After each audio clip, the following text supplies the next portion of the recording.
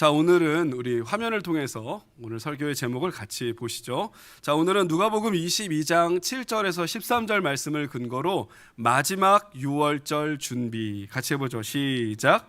마지막 유월절 준비. 이 마지막 유월절 준비라는 제목으로 하나님 말씀을 나누겠습니다.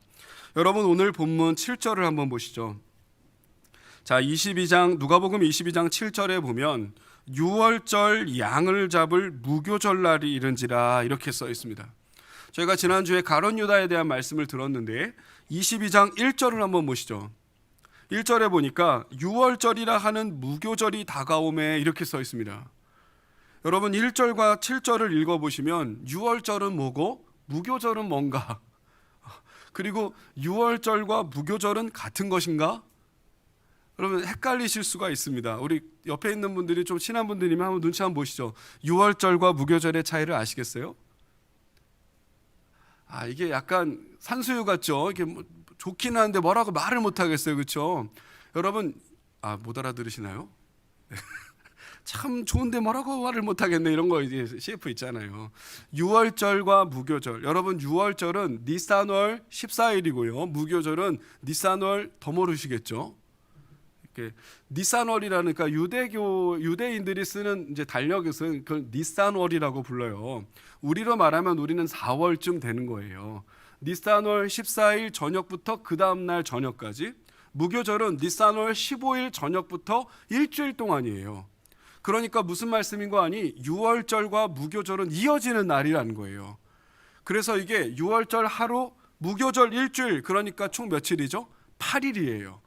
그런데 유월절이 끝나자마자 무교절이 시작되기 때문에 유월절이라고 하는 무교절 1절에 보시면 유월절이라고 하는 무교절 이렇게 써 있는 겁니다. 그 다음 7절에도 보시면 유월절 양을 잡을 무교절날. 그러니까 엄밀히 말하면 유월절과 무교절은 같은 날이 아니에요. 유월절 끝나고 무교절 위크가 시작되는 거죠. 이해되시죠? 그러면 뭔지는 알겠고, 그러면 유월절이 뭐고 무교절은 뭐냐? 이걸 아시면 이제 더 이해가 되겠죠. 오늘 말씀에서 굉장히 중요해요. 오늘 설교 제목이 뭡니까? 마지막 유월절 준비. 한 번 더 하시죠. 시작. 마지막 유월절 준비. 이제 저를 보시면 돼요. 여러분, 저희가 애니메이션에 오늘 하윤이도 함께 예배를 드리고 있습니다만 이집트 왕자라는 애니메이션이 있어요. 그래서 모세가 이 400년 동안 애굽에서 종살이하던 이스라엘 백성들을 이렇게 인도해가지고 홍해 바다를 건너 이 광야로 들어가는, 저희 교회 얼마나 좋습니까? 뒤에 딱 지도가, 여기가 애굽이죠. 애굽에서 400년 동안 종살이하던 이스라엘 백성들을 하나님께서 그 신음소리를 들으시고 모세를 인도자로 세워서 이 홍해를 건너게 하셨습니다. 자, 홍해를 건널 때 그냥 건넌 것이 아니라 10가지 재앙, 이집트의 이 여러 종류의 신들을 다 심판하고 벌하시는 그런 영적인 의미가 있거든요. 오늘 그걸 다 설명할 수는 없고, 아무튼 10재앙 끝에 맨 마지막이 뭐냐면 애굽의 모든 장자를 죽이는 것입니다. 애굽의 모든 장자, 큰아들, 심지어 동물의 초태생까지 다 죽여버리는 거예요. 이거 얼마나 무서운 벌입니까? 그래서 하나님이 이스라엘 백성들에게 어떤 명령을 주셨냐면, 자, 문설주, 너희 집 문과 문설주와 임방에, 여러분 중요해, 많이 헷갈리세요. 문설주와 임방에 어린 양을 잡아가지고 피를 바르라는 거예요. 무엇을 바르라고요? 피를 바르라는 겁니다. 문설주와 임방입니다. 그러면 죽음의 사자가 왔다가 이 문설주와 임방에 어린 양의 피가 발라져 있으니까 죽음의 사자가 왔다가 피가 발라져 있네, 확 뛰어넘어간다는 겁니다. 할렐루야. 어떻게 된다고요? 확 뛰어넘어간다고요. 이게 히브리어로 페사흐입니다. 페사흐. 넘어간다라는 뜻이에요. 페사흐. 영어로는 유월절을 패스오버 그럽니다. 패스오버, 넘어간다는 뜻이에요. 유월. 소시적에 학교 다니실 때 월담 해보신 분들 있을까요? 그 월, 넘어간다라는 뜻이에요. 유월절, 죽음의 사자가 우리에게 닥쳤으나 어린 양의 피를 문설주와 임방에 바르니까 죽음의 사자가 어떻게 됐다고요? 뛰어 넘어갔다. 할렐루야. 놀라운 사실은 뭐냐면 꼭 유태인들, 히브리인들 뿐만이 아니라 이 모세를 통해 전해진 이 말씀을 들었던 다른 민족의 사람들조차도 그 말씀을 믿고 문설주와 임방에 피를 바르면 죽음의 사자가 어떻게 됐어요? 뛰어 넘어가 버렸다는 거예요. 아멘. 여러분, 이것이 유월절입니다. 히브리어로 페사흐, 영어로는 패스오버입니다. 그래서 이 유월절, 이 문설주와 임방이 발랐던 피, 이 피의 주인공, 이게 어린 양이잖아요. 이 어린 양이 상징하는 분이 누구예요? 예수 그리스도인 겁니다. 제가 지난 주일날 유월절 어린 양의 피로 나의 삶의 문이 열렸네. 아멘. 우리가 이 찬양했잖아요. 여러분, 그 문설주와 임방에 발라진 어린 양의 피는 예수 그리스도의 피를 바라보면서 주님이 주셨던 것입니다. 그래서 유월절은 그런 날이에요. 그런데 이 무교절은 또 뭐냐면 유월절날 꼭 해야 되는 게 있는데요. 1년 된 어린 양, 흠없고 점없는 1년 된 어린 양을 잡아요. 잡아가지고 무릎을 부러뜨리지 않고, 좀 무섭죠, 아침부터. 무릎을 꺾어뜨리지 않고 그대로 굽습니다. 그래서 구운 고기를 나눠 먹어요. 예, 그 어린 양의 고기를 나눠 먹어요. 구워서. 그리고 쓴 나물과 함께 먹어요. 무엇과 함께 먹는다고요? 쓴 나물, 고통의 쓴 나물이요. 그리고 누룩을 넣지 않은 빵, 발효되지 않은 빵, 부풀지 않은 빵, 그게 무교병입니다. 다시 한번요. 누룩을 넣지 않은 빵, 말하자면 우리 청년들도 일부 예배 같이 드리니까 씬피자 같은 거예요. 청년들은 잘 알아듣잖아요. 여러분, 모름지기 피자는 씬이죠. 그러나 저는 두꺼운 빵 피자를 좋아합니다. 배부르게 먹고 싶어서. 여러분, 씬피자 얇거든요. 그게 부풀지 않은 이 도우입니다. 그러다 보니까 그냥 굽는 거예요. 그게 무교병입니다. 이스트, 누룩을 넣지 않은 빵, 그냥 구운 거예요. 그리고 그 무교병을 급하게 먹는 겁니다. 요거 중요합니다. 어떻게 먹는다고요? 급하게. 아유, 천천히 먹어, 체할라. 그 정도로 급하게. 왜 그럴까요? 너희가 요 애굽에서 종됐던 삶에서 급하게 엑소두스 탈출했기 때문이다. 그걸 기억해라. 여러분, 그래서 1년 된 양을 구워서 먹고 쓴나물과 함께 먹고 무교병을 같이 먹는 게 바로 유월절 식사였습니다. 이해되시죠? 그게 유월절. 자, 그러면 이 유월절 양을 언제 먹냐? 무교절이 시작되는 날 잡아서 먹는 것입니다. 그래서 일주일 동안은 이 무교병을 먹고 지내는 거예요. 그러면서 마침 오늘 우리 엄마와 함께 예배드리는 아이도 있으니까 이게 뭘 하는 거냐면 그 유월절과 무교절 날 아버지는 아이에게 가르쳐줄 의무가 있어요. 무엇을 가르쳐주냐? 아이가 질문하는 거예요. 아빠, 왜 우리가 이런 식사를 하죠? 아빠, 왜 우리가 문설주와 임방에 피를 바르죠? 아빠, 우리가 왜 이 쓴나물을 먹어야 하죠? 아빠, 왜 우리가 이렇게 맛도 없는 누룩과 이스트가 안 들어있으니까 빵이 맛이 없어요. 피타빵 드셔보신 분은 아시겠지만 맛이 없습니다. 인도 음식 좋아하는 분들은 커리, 인도는 카레 아니죠. 인도 커리죠. 인도 커리집에 가면 꼭 난이라는 빵을 줘요. 그 빵도 아니고 부침개도 아니고 맛도 되게 없는 이상한 게 있습니다. 그리고 그거를 커리에 찍어 먹는 거예요. 맛이 없어요. 저는 개인적으로 그렇더라고요. 별로 좋아하지 않아요. 이 빵이라면 모름지기 어니언에서 빠는 빵이 맛있어요. 유튜브 온라인 여러분, 어니언을 이용해 주십시오. 예. 예, 메가커피도 좋고 토프레소도 좋고 참 좋은 3대 카페입니다. 예, 빵이라는 건 모름지기 좀 이렇게 안고도 들어가고, 일본 말인가요? 아무튼 맛있는 것도 발라줘야 맛이 있는데 이건 아무 맛도 없어요. 무교병은 그냥 구운 거예요. 밀가루 반죽을.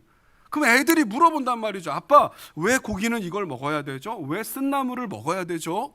아빠, 왜 맛도 없는 이 무교병을 먹어야 되죠? 바로 기억해라. 우리 조상들이 애굽에서 400년간 종살이 할 때 하나님께서 은혜를 베푸셔서 애굽에서부터 우리를 건져내 주셨어. 문설주와 임방에 바른 어린 양의 피는 예수님을 상징하는 거야. 할렐루야. 우리의 구원의 메시아 유월절 어린 양이 오셔서 우리의 죄를 사하시고 우리를 죽음에서 생명으로, 아멘, 절망에서 소망으로, 아멘, 어둠에서 빛으로, 아멘, 옛사람에서 새사람으로 우리를 바꿔주신 날이야. 여러분, 이게 유월절입니다. 그래서 우리 앞자리에 이장로님 계시고 우리 뒷자리에 우리 박 집사님, 우리 이관우 집사님 계시는데 아버지의 의무예요. 아버지의 의무요. 그래서 물어보는 거예요. 애들이, 아빠 유월절은 뭐예요? 아빠 유월절 식사는 왜 이걸 먹는 거예요? 그럼 아버지는 대답해 주라는 거예요. 사랑하는 성도 여러분, 이게 유월절입니다. 그리고 이 날 개념이 중요한데요. 날 개념, 우리는 아침부터 저녁이죠. 자고 일어나면 또 아침부터 저녁이에요. 그러나 유태인들은 저녁부터 저녁이에요. 다시 한번, 해가 지면 저녁이죠. 다시 그 다음날 해가 질 때가 또 데이예요. 그러니까 저녁부터 저녁입니다. 그러니까 유월절 저녁부터 그 다음 저녁, 다시 무교절 저녁부터 또 일주일간 위크가 되는 거예요. 어려우시면 그냥 그런가 보다 하고 들으셔도 돼요. 중요한 건 왜 사람들이 유월절과 무교절을 붙여서 말했냐가 중요한 것이죠. 유월절이 없으면 무교절이 없어요. 그렇죠? 그래서 유월절이 끝나고 무교절 일주일이 시작되는 것입니다. 자, 제가 지금 드린 것의 강조는 뭐냐면 유월절은 어떤 날이고 유월절 어린 양은 누구신가? 유월절은 구원의 날, 해방의 날, 생명을 얻은 날입니다. 죄 용서를 받은 날이에요. 여러분, 그 유월절 어린 양은 누구시라고요? 예수 그리스도라는 겁니다. 어렵지 않으시죠? 됐습니다. 이거를 이해하셔야 그 다음 말씀들을 들으실 수 있어요. 자, 7절 유월절, 누가복음 22장 7절입니다. 유월절 양을 잡을 무교절 날이 다가왔습니다. 8절 예수께서 베드로와 요한을 보내시며, 여러분 그 보내시며에다 네모 한번 치시죠. 누구를 보내셨다고요? 베드로와 요한을 보내시며. 예수님은 베드로와 요한을 보내십니다. 좀 더 시간이 있다면 제가 이 부분을 더 자세히 말씀드리고 싶은데 좀 아쉽긴 합니다만, 예수님에게는 12제자가 있었죠. 저희는 지난주에 가룟 유다 말씀을 들었습니다. 이 12제자 중에 특별히 총애를 입은, 예수님이 편애하셨다는 것은 아니고 특별히 어떤 사건에는 3명을 특별히 데려가신 사람들이 있어요. 그게 베드로, 야고보, 요한입니다. 예를 들어 회당장 야이로의 딸을 살리는 사건이나 변화산에서 변모하실 때 사건이나 이럴 때는 12명을 다 데려간 것이 아니라 3명을 데려가셨어요. 베드로, 야고보, 요한이요. 그러니까 얘네들을 특별히 막 나머지를 왕따시키신 것이 아니고 이 3명의 사람들에게는 특별한 임무를 주시죠. 너희가 4명 중에 리더다. 4명 중에 리더다. 너가 4명 중에 순장이다. 너가 4명 중에 목자다. 이런 컨셉으로 12제자를 4명씩 3그룹으로 쪼개시고 거기에 또 한 명의 리더가 올라왔다. 이렇게 보는 시야도 있습니다. 아무튼 베드로, 야고보, 요한 이 3명이 12제자 중에 리더 그룹인데, 그 중에서도 예수님께서 뭔가 미션을 주실 때는 베드로와 요한을 보내셨어요. 누구를 보내셨다고요? 베드로와 요한. 우리가 예전에 보셨지만 이 감람산 베다니 벳바게를 넘어서 예루살렘 성으로 입성하실 때도 나귀를 가져오라고 하실 때 주가 쓰시겠다 하라, 주께서 쓰시겠다 하라. 그때 당나귀 가지러 갔던 사람들이 베드로와 요한입니다. 아시겠죠? 자, 오늘 이 사건도 베드로와 요한이고요. 저희가 이제 사도행전 설교를 시작하면 베드로와 요한이 원래 있는 곡이에요. 기도하러 그는 걸었네 뛰었네 찬양했네, 그는 걸었네 뛰었네 찬양했네, 곧 나사렛 예수 이름으로. 아시는 분은 같이 일어나 걸으라. 그거 봐요. 할렐루야. 여러분, 베드로와 요한이 기도하러 성전에 올라갑니다. 성전 미문에 앉아있던 거지 앉은맹이가 있었죠. 나에게는 금과 은이 없다. 그러나 나에게 있는 예수 그리스도의 이름이 있으니 나사렛 예수의 이름으로 걸어라. 여러분, 그게 베드로와 요한이에요. 자, 다시 오늘 8절 보니까 예수님이 베드로와 요한을 보내시는 거예요. 그러면서 뭐라고 하시냐면, 가서 우리를 위하여 유월절을 준비하여 우리로 먹게 하라. 여러분 성경은 밑줄을 쫙 쳐보는 거죠. 가서 우리를 위하여 유월절을 준비하여 우리로 먹게 하라. 여러분, 예수님은 베드로와 요한에게 유월절 만찬을 준비하라고 보내십니다. 다시 한번요. 예수님은 베드로와 요한에게 유월절 만찬을 준비하라고 보내십니다. 자, 보내셨어요. 여러분, 그냥 단순히 식사 자리 아니라 그랬습니다. 야, 유월절 파티 한번 하자, 이거 아니에요. 1년 된 양을 잡아야 되고요, 쓴나물을 준비해야 되고요, 무교병을 준비해야 되고요, 포도주를 준비해야 되는 거예요. 그럼 베드로와 요한은 지금 갈릴리 사람들이고, 이 사람들은 감람원에 스테이하고 있었고 예루살렘으로 들어가야 되는데, 그럼 베드로와 요한이 돈이 있습니까? 인맥이 있습니까? 뭘 할 수 있는 게 있어요? 그러나 예수님은 베드로와 요한에게 유월절을 준비해라 라고 미션을 주신 거예요. 이해하셨죠? 자, 우리 보니까 뭐 초신자분들은 거의 안 계시고 설교도 말씀을 잘 듣고 계시니까 빨간 줄을 딱 끼우신 다음에 우리 함께 놀라운 말씀을 보시자고요. 신명기 16장 가봅니다. 신명기 16장.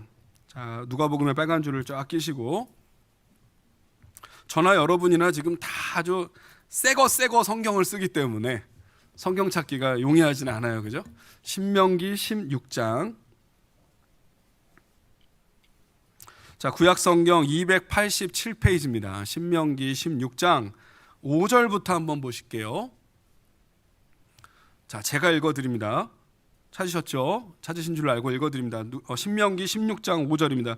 유월절 제사를 네 하나님 여호와께서 네게 주신 각 성에서 드리지 말고 6절 오직 네 하나님 여호와께서 자기 이름을 두시려고 택하신 곳, 거기가 예루살렘입니다. 거기가 어디라고요? 예루살렘. 예루살렘에서 네가 애굽에서 나오던 시각 곧 초저녁 해질 때 유월절 제물을 드리고 네 하나님 여호와께서 택하신 곳, 거기가 어디예요? 예루살렘에서 그 고기를 구워 먹고 아침에 네 장막으로 돌아갈 것이다. 8절 너는 그 다음 엿새 동안은 무교병을 먹고 일곱째 날에는 네 하나님 여호와 앞에 성회로 모이고 일하지 말지니라. 아멘. 자, 다시 성경 보십시오. 제가 지금 놀라운 신명기 말씀을 보시죠 라고 한 것은 유월절 식사는 어디서 먹어야 돼요? 예루살렘에서. 예루살렘 성에서 먹어야 됩니다. 먹어야 될 음식이 정해져 있어요. 1년 된 양을 구워 먹어라. 쓴 나물과 함께 먹어라. 무교병을 먹어라. 이해되셨죠? 여러분, 이 신명기 16장 5절에서 8절 말씀 때문에 다시 누가복음으로 가보죠. 누가복음 22장 8절. 바로 이 신명기 주셨던 말씀 때문에 예수님은 베드로와 요한을 예루살렘 성 안으로 보내신 겁니다. 들어가서 우리를 위해 유월절을 준비하고 유월절 만찬을 먹도록 준비해라. 이해되셨죠? 갑자기 왜 식사 준비해? 이거 아니라는 말이에요. 저희가 맥락과 배경을 알아야 왜 예수님이 소위 말하는 라스트 서퍼, 지난주에 보셨던 레오나르도 다빈치 그림 있잖아요. 최후의 만찬이 왜 있었냐는 겁니다. 뭔가 있어 보이고 예수님이 십자가 지기 전에 뭔가 세레모니가 필요하니까 한 것이 아니라 원래 유월절 식사는 예루살렘 성에서 먹어야 되는 거예요. 되셨죠? 오케이, 좋습니다. 9절. 당연히 베드로와 요한은 질문을 하겠죠. 어디 가서 준비하기를 원하십니까? 예루살렘 성 안에 저희들이 어디로 가야 되겠습니까? 어디서 드시기를 원하십니까? 라고 베드로와 요한이 묻습니다. 역시 여러분 성경이시면 10절부터 12절까지 앞에 잠깐 보세요. 우리 유튜브는 화면 보세요. 요렇게 한번 제 성경 여러분 성경 같으니까, 그렇죠? 자, 10절부터 12절까지 요렇게 그룹핑을 한번 해보시죠. 이렇게 묶어보시란 말이에요. 쫙 10절부터 12절까지. 자, 베드로와 요한이 예수님께 반문했잖아요. 어디로 갈까요? 어디 가서 준비할까요? 10절, 이제 제가 좀 더 빨리 읽어드립니다. 10절부터 12절. 이르시되 보라, 너희가 성 안으로 들어가면 물 한 동이를 가지고 들어가는 사람을 만날 것이다. 그가 들어가는 집에 따라 들어가라. 그리고 그 집 주인에게 말해라. 선생님이 너에게 말씀하신다. 내가 내 제자들과 함께 유월절 먹을 방이 어디 있느냐? 그렇게 말해라. 12절. 그러면 그가, 그 집 주인이 자리를 이미 마련한 큰 다락방을 보여줄 것이니 거기서 준비하리라. 아멘. 여러분, 이해가 되세요? 오늘 설교에서 굉장히 중요하고 제일 중요한 포커스가 여기 있습니다. 자, 뭐 굳이 여러분이 메모를 열심히 하시니까 오늘 말씀 첫 번째 대지는 유월절은 무엇이고 무교절은 무엇인가? 유월절 어린 양은 누구신가? 이게 첫 번째라고 치죠. 그럼 오늘 말씀 두 번째는 뭐냐? 주께서 준비하십니다. 같이 하겠습니다. 주께서 준비하십니다. 주께서 준비하십니다. 외우세요. 주께서 준비하십니다. 주께서 준비하십니다. 자, 이제 좌우에 인사합시다. 주께서 준비하십니다. 자, 우리 온라인 유튜브 예배 드리신 여러분도 하십시오. 자, 다 같이 한번 시작. 주께서 준비하십니다. 아멘. 여러분, 제가 조금 더 쉬운 말로 설명드리죠. 예수님은 베드로와 요한을 예루살렘 성으로 들여보내십니다. 6월절 만찬을 준비해라. 베드로와 요한은 당연히 질문을 드리죠. 어디로 갈까요? 어디 가서 준비할까요? 그런데 예수님이 하시는 말씀이 뭐냐면, 자, 일단 예루살렘 성 안으로 들어가. 들어가면 물동이를 들고 가는 사람을 만날 거야. 그러면 그 사람한테 당신 집 어딘지 따라 들어가라는 겁니다. 처음 보는 사람이잖아요. 따라 들어가라는 거예요. 그 집 주인한테 말하라는 겁니다. 선생님께서 6월절 식사를 준비하라고 하셨습니다. 그랬더니 이 집 주인이 여기입니다. 이렇게 했다는 거예요.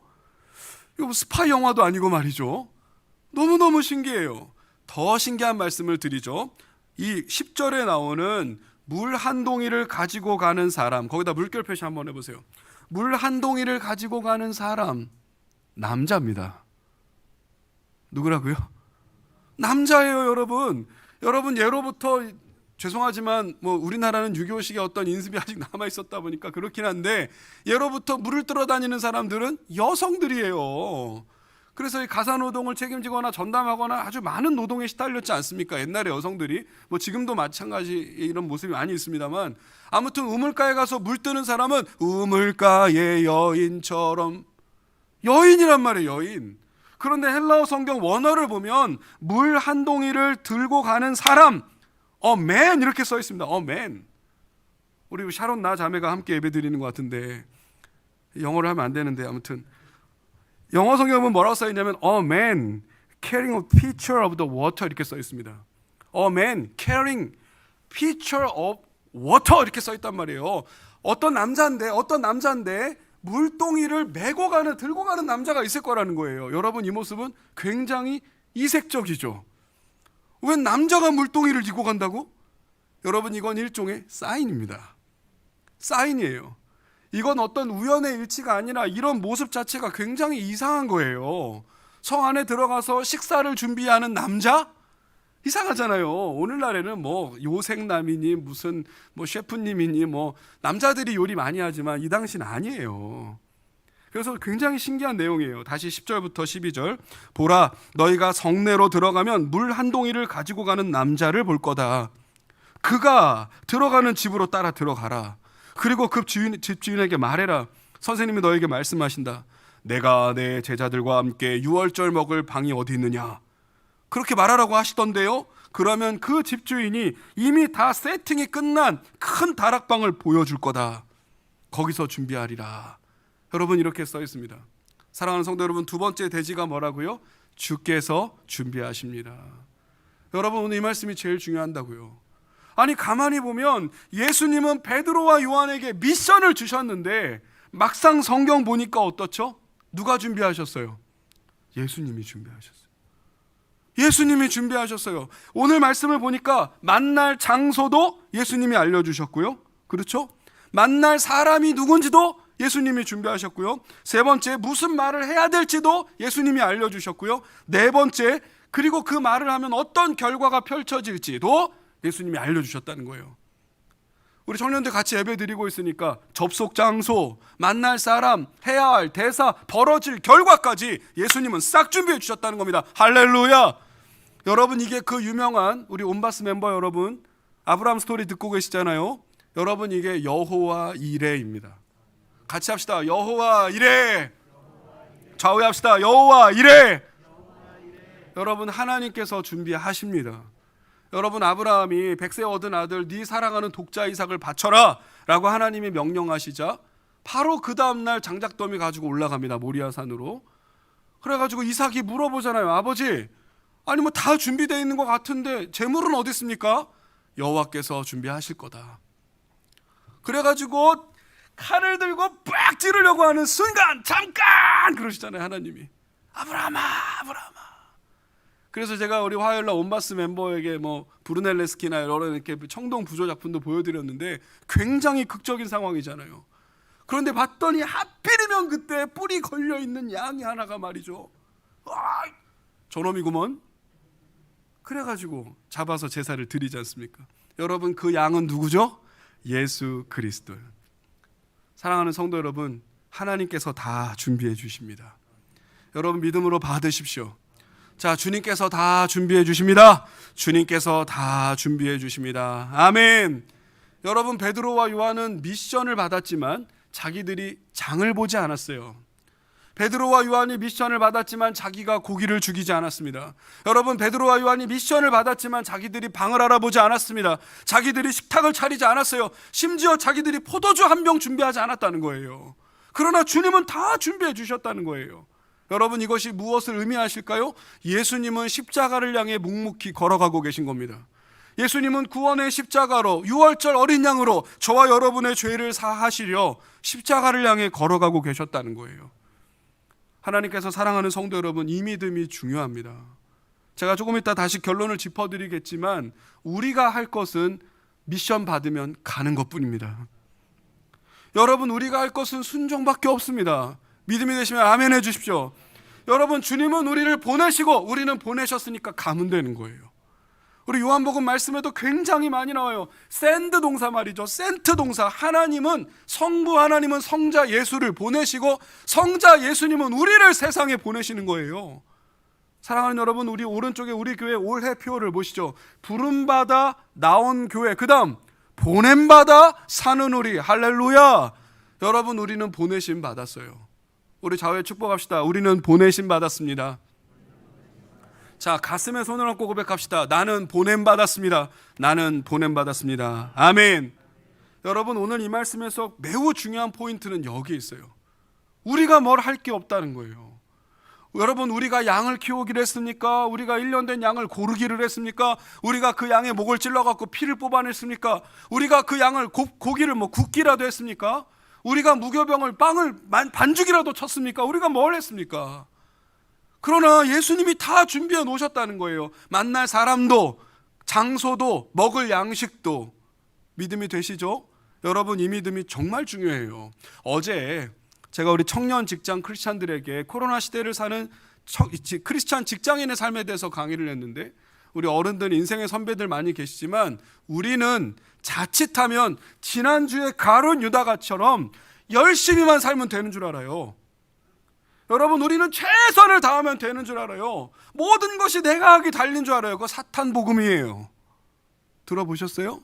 사탄 복음이라고요.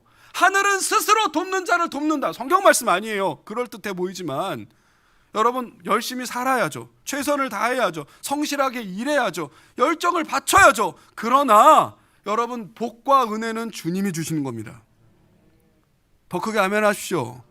여러분, 복과 은혜는 주님이 주시는 거예요.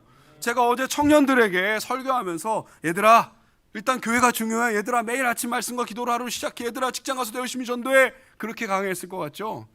직장 갔으면 열심히 일하라고 강의했습니다. 회사 가서 교회 일 하지 말라고 가르쳤습니다. 여러분, 우리는 애정과 열정을 가지고 열심히 일하고 봉사하고, 직장 가운데 하나님 나에게 여기를 예배지로 보내셨다, 하나님이 내 직장을 선교지로 보내셨다, 그런 마음 가지고 최선을 다해 일하라고 가르쳤습니다. 그러나 여러분, 복은 하늘로부터 오는 것입니다. 여러분, 은혜는 만들어내지는 것이 아니라 주님이 주시는 것입니다. 같이 합시다. 은혜는 주님이 주십니다. 복은 하늘로부터 옵니다. 복은 하늘로부터 옵니다. 아멘. 여러분, 제자들이 한 게 뭐 있어요? 들어가라. 그러니까 그냥 간 거예요. 제자들이 질문할 수는 있잖아요. 어디 가서 준비할까요? 무엇을 먹으실까요? 질문할 수는 있지만 일단 가라는 거예요. 여러분, 그래서 제가 아까 8절에 보내시며 라는 구절이 중요하다고 한 겁니다. 더 놀라운 사실은 제가 다음 주에 보시겠습니다만 14절 보시면, 14절, 때가 이름에, 오케이, 때가 됐어요. 때가 됐어요. 예수께서 내모치시죠. 사도들과 함께 앉으사. 때가 됐어요. 때가 됐습니다. 예수님께서 사도들과 함께 앉았다. 여러분, 우리가 어디에 내모치자고 하셨죠?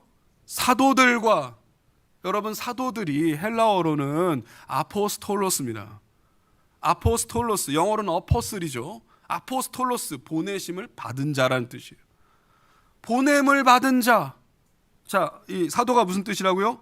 보냄을 받은 자. 그래서 예수님이 12제자를 픽하시고 그 12제자를 세상에 보내시는 거예요. 그래서 보냄을 받은 자가 사도입니다. 더 놀라운 사실은, 우리 지금 보니까 초신자들은 거의 안 계셔서, 이 누가복음에서 처음으로 사도라고 쓰여진 구절이 여기입니다. 이거 의미가 있는 말씀인 것이잖아요. 사랑하는 성도 여러분, 우리가 할 것은 순종이에요. 우리가 할 것은 뭐라고요? 순종이요. 여러분, 이게 오늘 말씀에 매우 중요한 주제라니까요. 주님은 모든 것을 준비해 주셨어요. 그러니까 우리는 뭐 하면 돼요? 순종하면 되는 거예요. 메모 끝나셨으면 우리 한 두 분에게 인사합시다. 우리는 순종하면 됩니다. 우리는 순종하면 됩니다. 우리는 순종하면 됩니다. 그런데 이게 제일 어렵죠. 제가 보기에 신앙생활에서 제일 어려운 거 꼽아라 그러면 성경 읽기 하나도 안 어려워요. 기도하기도 하나도 안 어려워요. 그냥 나 혼자 얘기하면 되잖아요. 주님, 기도하는 건 너무 힘들어요. 그렇게 얘기하면 되잖아요. 방언을 받고 싶으세요? 주님, 방언 받고 싶어요. 그렇게 기도하면 되잖아요.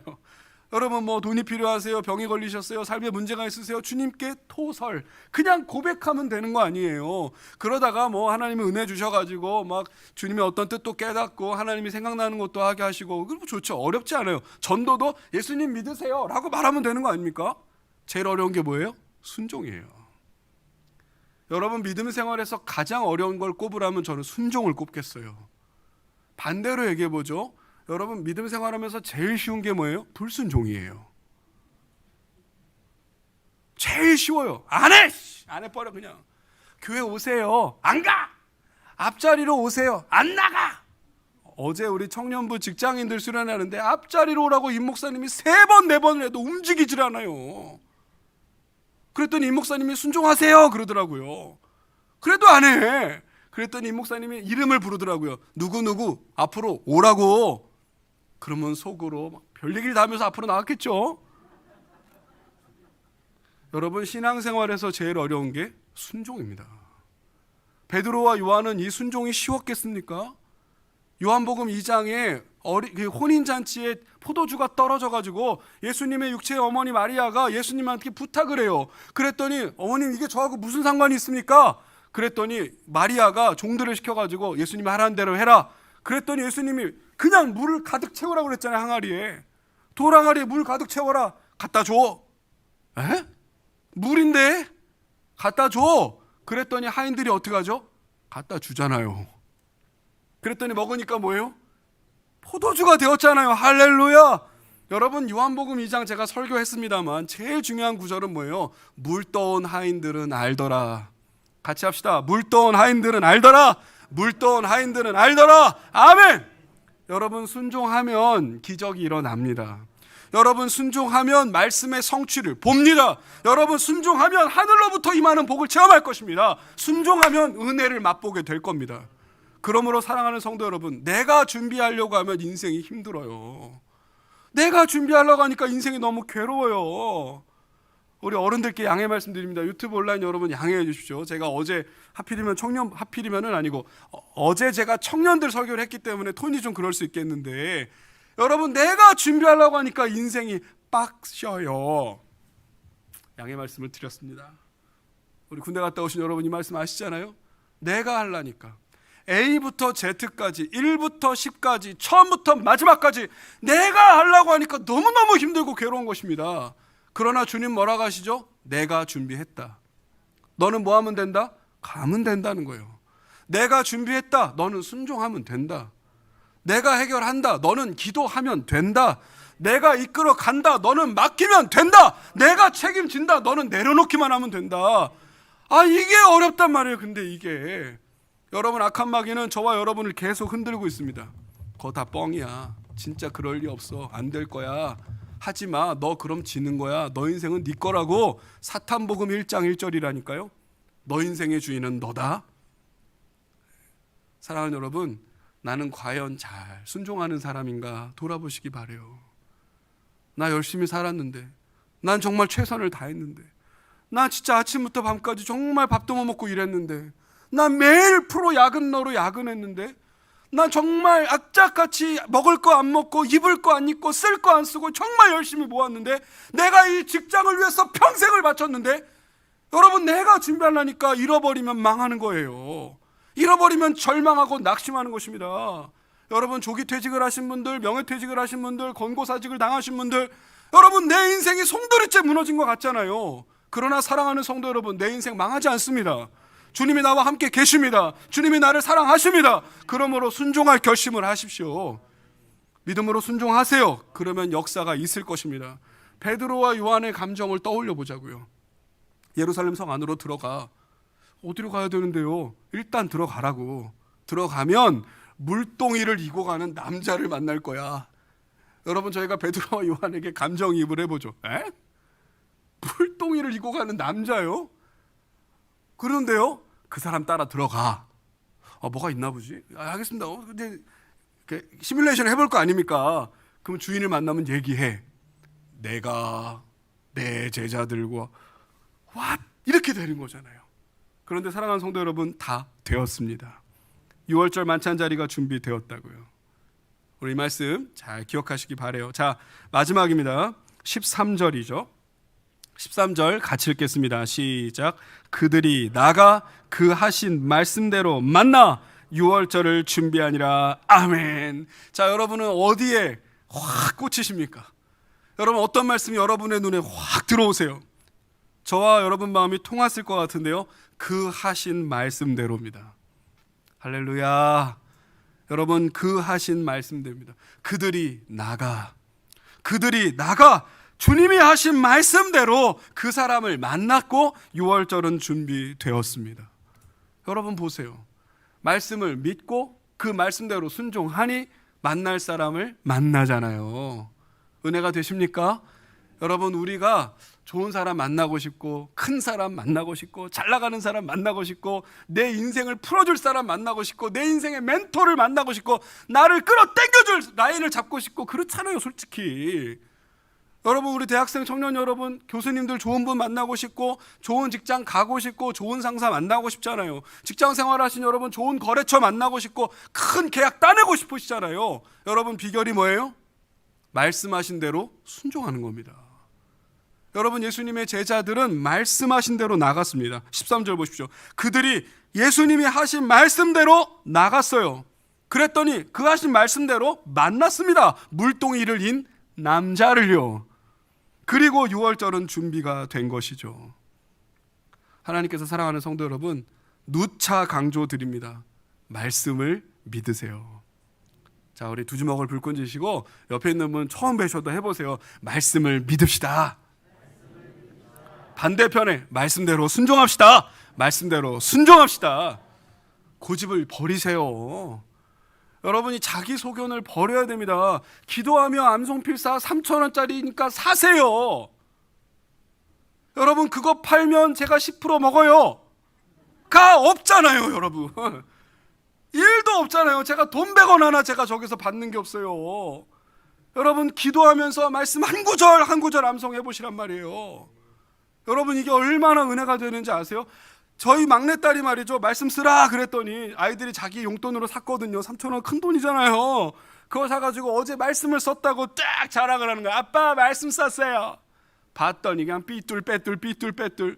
이거 누구 겁니까? 제가 제 아내한테 물었습니다. 그랬더니 저예요. 그리고 시얼리가 오더라고요, 막내딸이. 이 교만한 녀석 같으니라고 자기 소견에 오른 대로 살고 있구만. 거기 분명히 따라 쓰라고 있지 않느냐. 아빠 너무 어려워요. 그래서 대충 썼다는 거예요. 그래서 안 된다. 언니들 거 갖고 와봐라. 언니들 건 똑바로 썼더라고요. 언니가 역시 언니구나. 그런데 저희가 지난 수요예배 때, 금요예배 때 성도님들이 오셔가지고 잘 쓰고 계세요. 목사님 이거 이대로 쓰기 너무 어려워요. 그래도 자기 소견을 버리고, 좌우 인사합시다. 자기 소견을 버리고. 당신이 100번 얘기해 보십시오. 저는 101번 안 살 겁니다. 나는 그대로 내 필체대로 쓸 겁니다, 여러분. 여러분, 이런 마음이 우리 안에 너무나 많아요.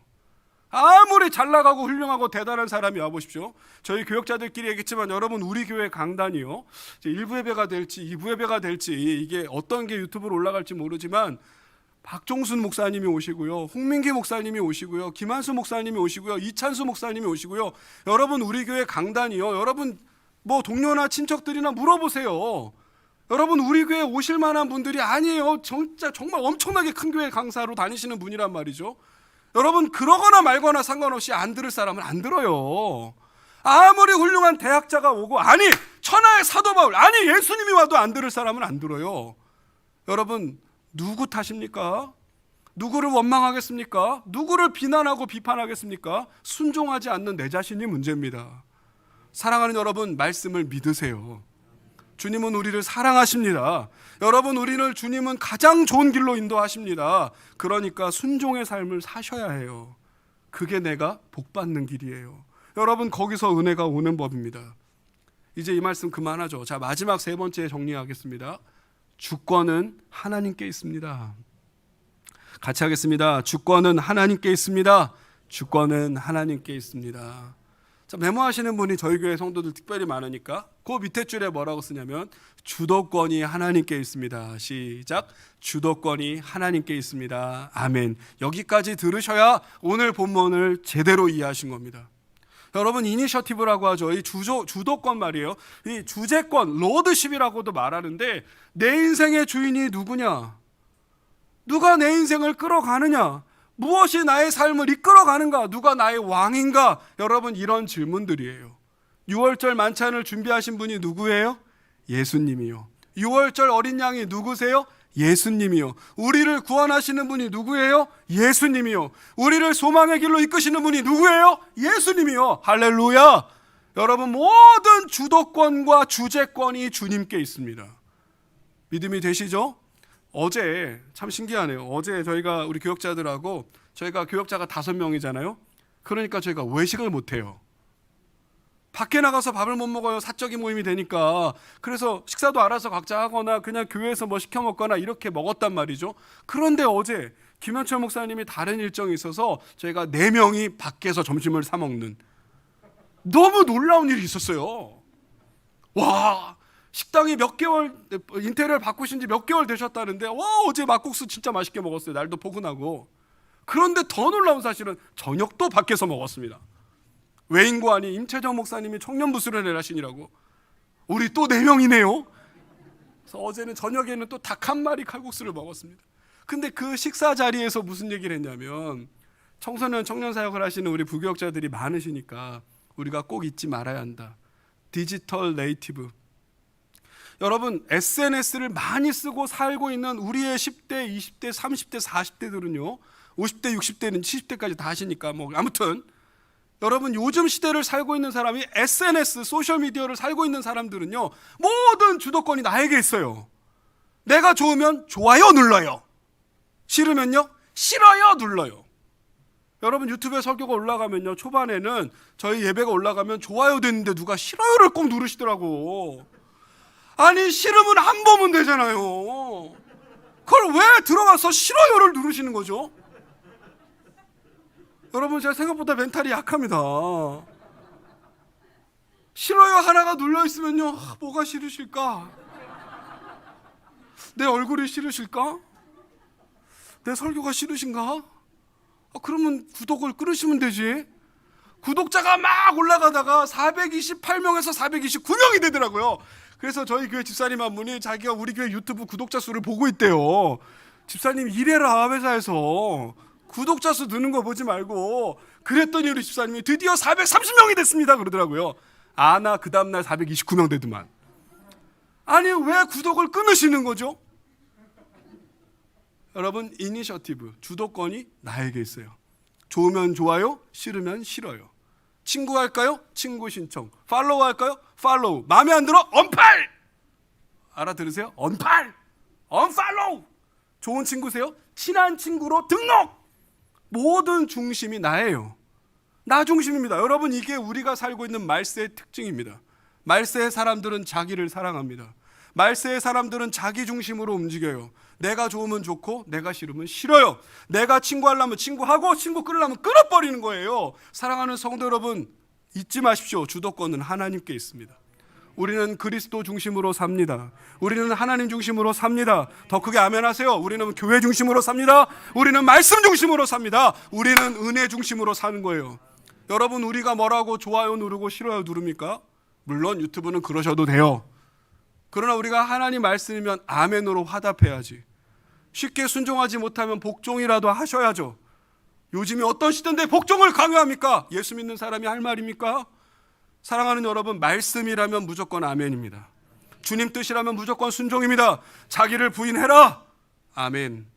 자기 십자가를 져라. 아멘. 7번, 70번씩 7번이라도 용서해라. 어제 말씀이었잖아요. 아멘. 주님 어려운데요? 아멘. 믿고 기다려라. 아멘. 참고 견뎌라. 아멘. 다른 사람 불쌍히 여겨라. 아멘. 너보다 더 낫다고 생각해라. 아멘. 높아지고 싶냐? 내려가라. 아멘. 크고 싶냐? 섬기는 자가 되라. 아멘. 으뜸이 되고 싶냐? 종이 되라. 아멘. 마음과 뜻과 정성을 다해 예배해라. 아멘. 내 이웃을 네 몸과 같이 사랑해라. 아멘. 네가 대접받고 싶냐? 먼저 남을 대접해라. 아멘. 여러분, 이렇게 우리 삶에 아멘 할 일이 얼마나 많은데 싫어요. 안 해요. 못해요. 어려워요. 하기 쉽지 않아요. 주님은 물론 내 마음의 중심을 다 아시지만은 우리가 계속 그렇게만 산다고 한다면 내 삶에 무슨 변화가 있으며 내 삶에 무슨 성장이 있으며 내 삶에 무슨 축복을 경험하겠습니까? 여러분, 자기 중심적인 삶을 벗어나셔야 돼요. 무겁게 받으시죠? 갑자기 공기가 다 무거워지는 걸 저나 여러분이나 느끼고 있잖아요. 우리 좌우 인사합시다. 주님 중심으로 삽시다. 자기 중심을 버립시다. 여러분, 이게 오늘 말씀 마지막이었습니다. 오늘 본문 22장 7절에서 13절에는 이런 어마어마한 말씀들이 숨어 있습니다. 6월절이 무슨 날이죠? 무교절은 어떤 날이고요? 6월절 어린 양은 누구십니까? 이게 첫 번째였고, 두 번째는 주님께서 준비해 주시니 우리는 뭐만 하면 돼요? 순종만 하면 되는 거예요. 그리고 마지막으로 모든 주도권은 하나님께 있는 겁니다. 자기 중심의 세상에서 나를 부인하고 십자가를 지고 쫓아가는 거 쉽지 않지만 주님 말씀이면 아멘 그러고 가는 거예요. 그럴 때 하늘로부터 복이 임하고 그럴 때 주님의 은혜가 내 것이 되는 것이죠. 자, 오늘 말씀 이렇게 정리해 보겠습니다. 사랑하는 여러분, 어떤 말씀이 여러분 가슴에, 여러분 영혼 안에 들어오셨습니까? 마음의 신비에 잘 새기시기를 예수님의 이름으로 축원합니다. 축복합니다. 기도하겠습니다. 자, 기도하겠습니다. 여러분, 오늘은 2월 28일이에요. 벌써 2월도 오늘이면 끝납니다. 내일부터는 3월이에요. 시간이 이렇게 빨리 가고 있습니다. 여러분, 이렇게 빨리 변해가는 세상 속에서 저희가 에베소서 5장 16절 말씀을 잘 아시잖아요. 세월을 아껴라. 때가 악하니라. 여러분, 기회를 잡아라 라는 뜻이에요. 그 말씀은. 사랑하는 여러분, 우리가 이 말씀 들었으니까 주님, 6월절 어린 양으로 오신 주님 믿습니다. 주님이 다 예비하시고 준비하시는 것도 믿습니다. 나를 향한 주님의 사랑과 주님의 계획도 믿습니다. 나 중심, 자기 중심이 아니라 말씀에 잘 순종하며 가는 사람이 되게 하옵소서. 여러 가지 제목으로 우리 같이 기도하며 나아가겠습니다. 기도합니다. 하나님 아버지, 주님을 사모합니다.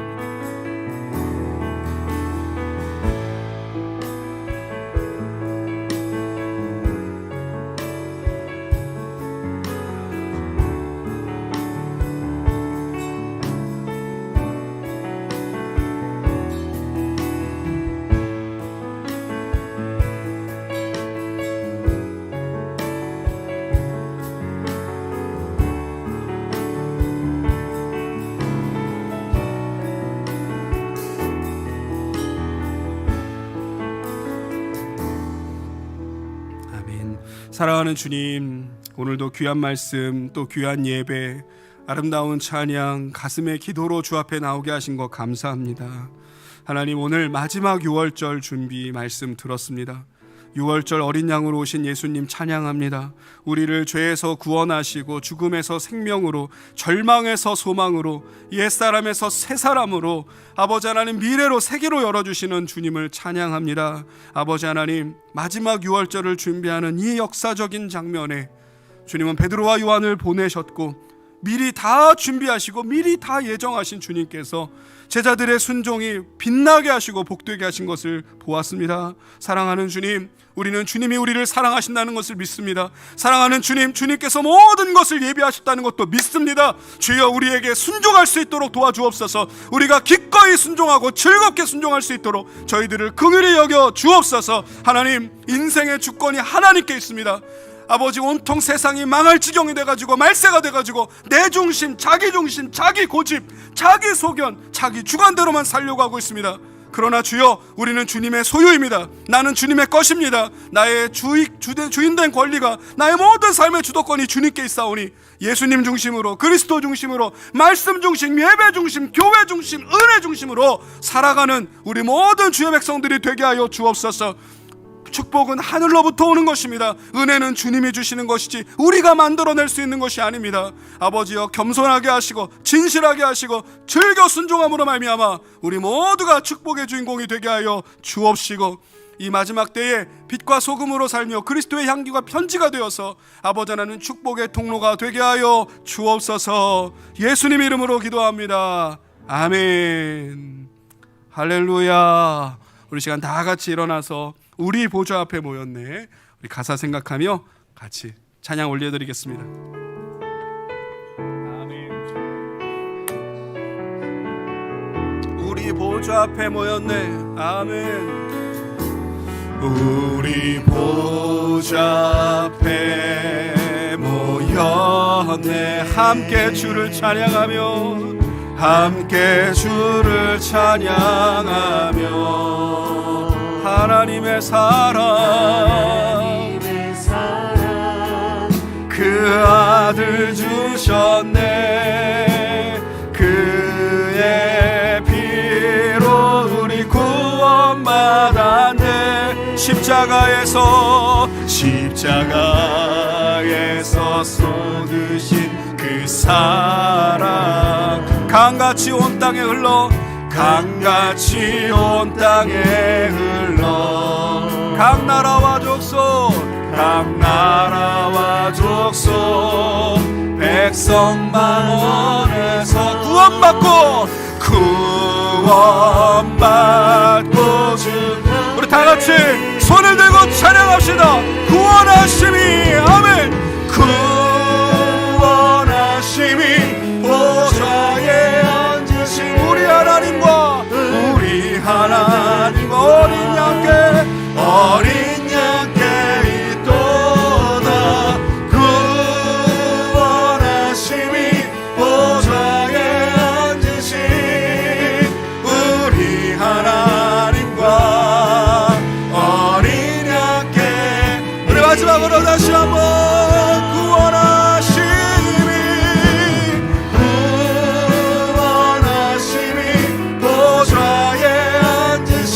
하나님과 우리 어린 양 예수님, 어린 양께 있도다. 구원하심이 보좌에 앉으신 우리 하나님, 어린 양 예수님, 어린 양께 우리 가슴에 손을 얹고 구원하심이 보좌에 앉으신 우리 하나님과 어린 양께 있도다.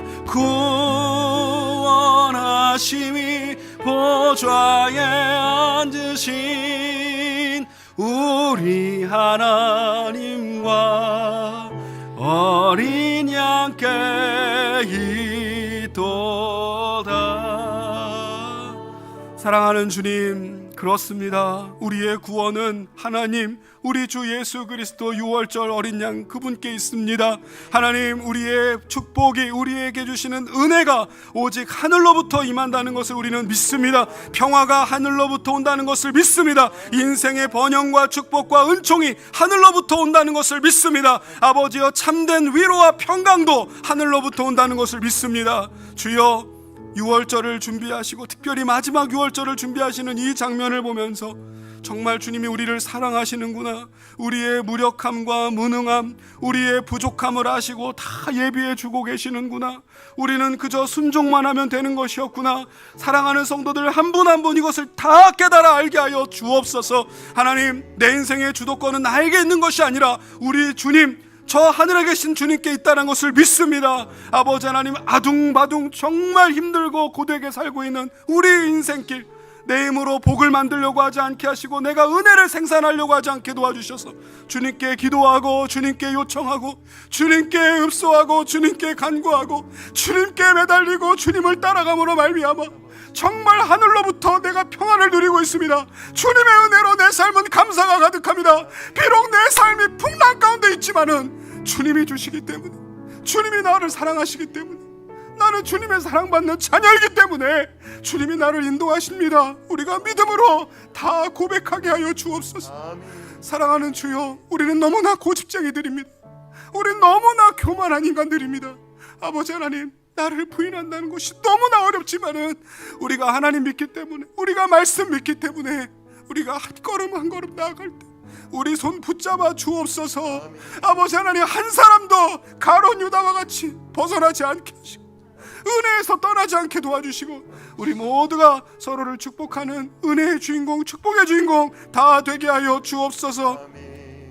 아버지, 모두가 어려운 이 시대, 정말 이 고난의 시대에 귀한 재물을 주님 앞에 헌금으로 드리고 있는 사랑하는 성도들이 있습니다. 주여, 축복의 씨앗이 되게 하시옵소서.